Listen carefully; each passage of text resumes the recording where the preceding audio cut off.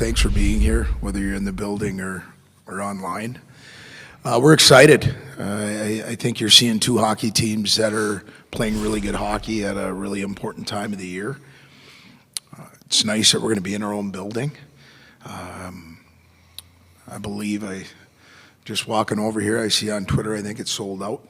So I think that says a lot about the atmosphere that's going to be available come Saturday. And so, we're both trying to play for our potential third season, which is the NCAA tournament, which is a goal, I'm sure, with both teams when you enter the season. And so we're going to try and find a way to win a championship here in our own building on Saturday. And I know Northern's going to do everything that they can do to make sure that they continue their season. So I think it's going to be an incredible battle, and we're excited that it's happening here in Mankato.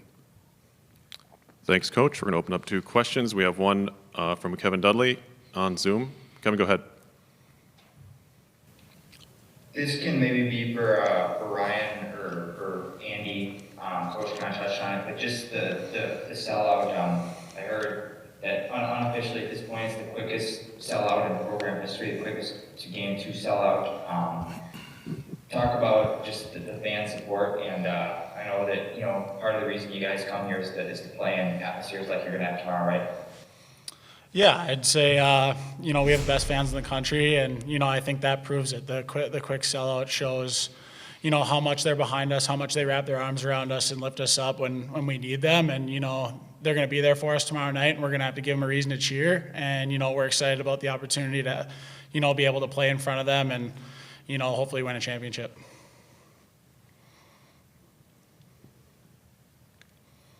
Carson? Coach, you talked about both teams playing really good hockey right now. Yeah, I think it's just interesting to look at the numbers. I mean, you guys are 14-2-1 since the turn of the calendar year.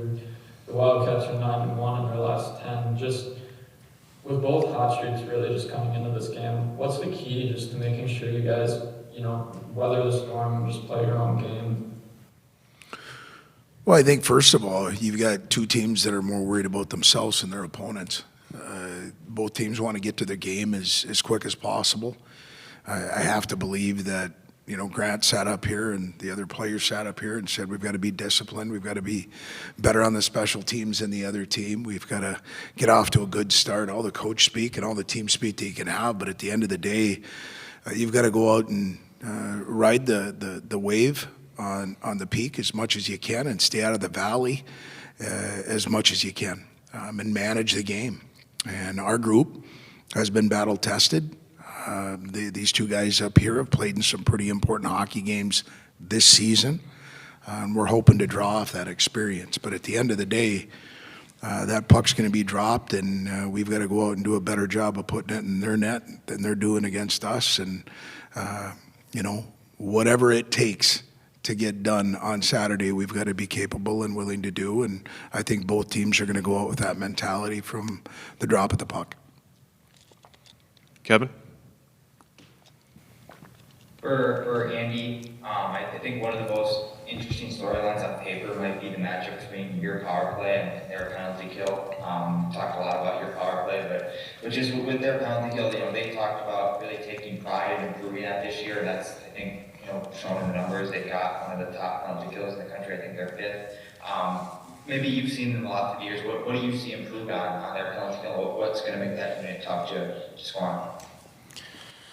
Yeah, I mean they've definitely improved. In past years, we've kind of had their number a little bit, and this year, obviously, like you said, they're fifth in the country. They're obviously doing something right, and yeah, they just have developed a little bit different, better ways to angle guys, push guys, and get guys into kind of uncomfortable positions, and something we've discussed, and we'll be ready for them on Saturday. Questions for Coach or either player? We have Kevin again? Yeah, go ahead. For Coach, Jake Livingstone gets CCHA Defenseman of the Year for a second straight year. I think a lot of us saw that coming, but David Celia getting Forward of the Year. Just maybe, I know he's a guy who hasn't been in your program as long as some others. He got here late before last season. For him to go from where he was coming in late, having a good year last year, then having the year he's had this year. Maybe just speak on his season and him getting that accomplishment. Yeah, I'm proud of him.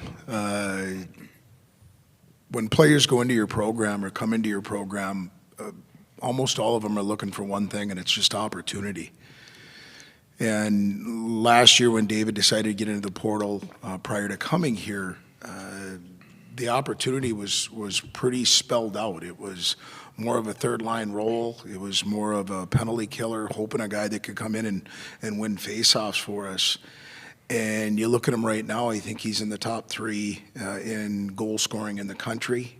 He has led us definitely over this second half in consistency. He's been a guy that has still not forgotten his roots, and when he was a third-line center a year ago, he's still one of the first guys that goes over the boards penalty killing. Probably leads us consistently in minutes played. And I just think he's put a lot of work into his detail for preparation so that when he had the opportunity, he was ready for it. So I think he's playing with an awful lot of confidence. He's also playing with 2 really good hockey players right now, one to my left, Ryan Sandelin, and Fitzgerald. They've got a little bit of chemistry. They've worked together on the power play. I think he's a selfless hockey player. And guys want to play with those types of players. So really proud of what he's put together so far. And he's getting what he deserves because he's put a lot of work into it. It's for Coach Hastings. Mike, how do you describe the ramp up to this game? I know last week you were antsy to get the puck on the ice and get going. How do you describe this week and the ramp up to this game with your club? Well, for us, it's not a lot different because we were playing for our next opportunity last weekend. If we don't win last weekend, our season's over. And so, one thing that I've laid at these guys' feet, as well as our leadership group, from when we came back from Christmas break, this is kind of up to them. And ask them to focus on their dailies and what they get to control. They've done a really good job of that over the second half. That's why we've been able to string together the second half that we have. And it's really been no different. These guys have paid attention to their details, taking care of their bodies, recovering, and getting prepared for Saturday night. And we've had a really good week. So I know we're not going to walk out there with a lead. But I do think the guys have put the work in to be prepared so that we can go out and have an opportunity to be successful as a group. Go ahead, Kevin. Maybe for either of the players, you guys have played a lot of these big conference tournament games, but as a bubble team, I think that's kind of a new experience. In terms of the different pairwise scenarios, is that something that you guys want to know, don't want to know, look at, intentionally try to avoid, just don't think about it at all? How do you kind of handle that, or do you pay any attention at all?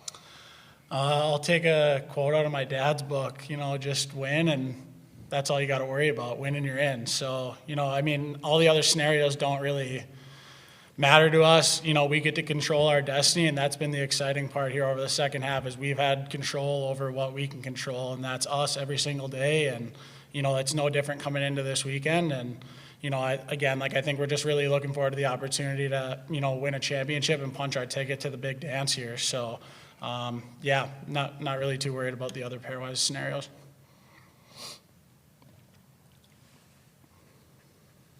Questions for our group here. Kevin, do you have another one? Yeah, one more. Sure. For Andy, we've talked before about them and how they're unique, I think, to some of the other teams in your league in terms of how quickly they can do damage, putting the puck in the net, what they can do in transition. How big will it be just not giving them anything? Because, they'll, I think, get some on their own. Yeah, they're one of the best teams in transition that we'll see all year, and we've addressed that, and we know we need to be detailed and in all 3 zones to limit their opportunities, and it's something that we're definitely going to pride ourselves in come game time is definitely limiting those opportunities for them to be able to generate and get out and turn into a track meet. Be good on the forecheck and just responsible in all 3 zones, and just continue to play the game that has gotten us to this point.